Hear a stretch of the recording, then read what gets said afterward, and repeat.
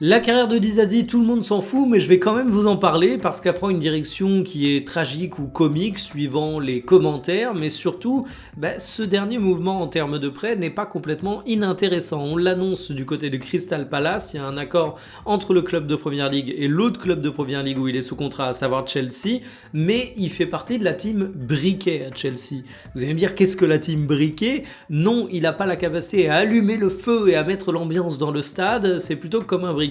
Il est prêté à chaque soirée à tel point qu'on oublie à qui il appartient parce que oui, il est sous contrat à Chelsea, mais il s'est retrouvé prêté à Aston Villa, il s'est retrouvé prêté à West Ham, il va désormais se retrouver prêté à Crystal Palace. Il a un contrat jusqu'en 2029, il faut bien l'occuper et en plus il y a désormais Maxence Lacroix qui débarque du côté de Chelsea et il y a donc encore moins de place pour Disasi. Vous allez me dire pourquoi recruter Lacroix quand on a Disasi sous contrat? Eh bien tout simplement parce que les mecs de Chelsea regardent les matchs et j'ai rien contre Disasi, mais il faut avouer que même si c'est un joueur qui pourra faire des choses intéressantes à Palace, qui peut se relancer, il a 28 ans,